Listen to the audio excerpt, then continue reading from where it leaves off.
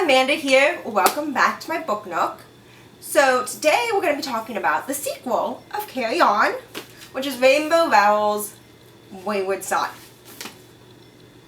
I'm going to start off by saying I liked this book better than the first one. Not all the time do you use all the sequels, ones that I typically, there's no guarantee the sequel is going to be one that I typically prefer. Especially since, again, this ultimately is going to be the second part of a trilogy. And sometimes in regards with that, you have things that, okay, the first book was really good for standing alone, the third book tied everything up, and the second one, sometimes the stories can be a little lacking. That's not the case with this. I thought everything regarding this was better. So, everyone's done with, so Agatha, Penny, Simon, Baz, they were all finished with school with Carry On and are starting their lives. Agatha had gone, she moved to California.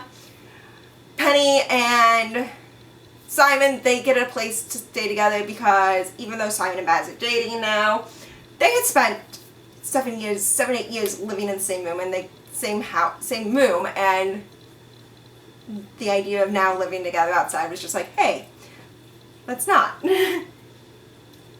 And Simon's depressed. It's very obvious Simon's depressed. He's laying on the couch. He's not taking care of himself and everything. The relationship with him and Baz is kind of questioning of what's going on because, again, we have Simon's in depression. He's not really talking or anything like that. And so, also during this, Agatha, who was cutting ties from everyone regarding magic, she was done with it all. Penny keeps trying to reach out to her, and Penny gets a phone call from Agatha that made her very concerned that Agatha's in trouble. Mind you, this phone call was kind of Agatha being like, leave me alone. But Penny's like, hey, we gotta go see what's going on. So she gets Baz and Simon to fly from London to Chicago with her in order to figure out what's going on. You find out that, honestly, the reason why Penny was doing this is because her boyfriend had stopped talking to her and she was trying to figure out what was going on there and used the whole thing with Agatha kind of as an excuse. And it turned out that her boyfriend had broke up with her multiple times and she wasn't getting it, and so he just kind of ghosted her. Until she showed up and was like, I'm dating someone else, we're done. And Penny's like, okay, I'm ready to leave. I want to go back. I'm my world's just been shattered.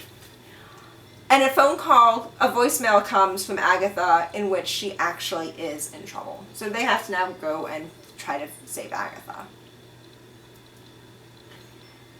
Along the way, they run into a normal named Shepherd who knows about magic, knows about what the mages which outside of London they're called speakers, knows about magical animals, magical creatures, all of this type of stuff. Knows about, in the United States, there are things called dead zones because we have a lot of places in which people don't live. And if people don't live there who they use words and they communicate and they talk and they speak, the power of words that speakers and the mages use doesn't exist. Which leads into a couple of issues every now and then for Simon, Baz, and Penny because the magical creatures, the magical animals, they don't like speakers.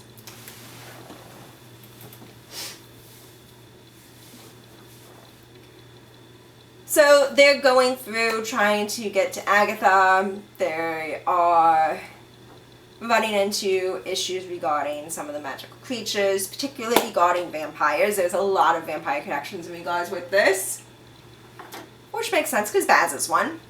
We got confirmation of that. That was confirmed with the first book, and it's kind of a major plot point in regards with this is Baz's vampirism.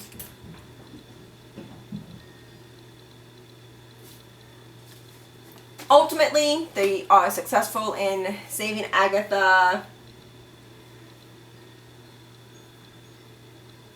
Shepard gets some pretty bad injuries, so they're gonna have him come back to London with them to help get him fixed. And I won't be surprised if the third book has a relationship developed between him and Penny. I just won't be. And as they're all getting everything together, they find out that they have to go back to ultimately the school. And that was kind of the cliffhanger that ended with Wayward Son. Something happened in London around the school that they were at, and they need to get back to try to fix this. There's still a little bit of issues by the time everything's done regarding Simon and Baz's relationship, and most of that's really just coming down to communication and self-esteem. They aren't communicating well, and they both kind of are both afraid the other one's going to end it at any time. Like, they don't feel like they deserve the other person, or the other person's not going to really want to be with them long term. And so there's that going on.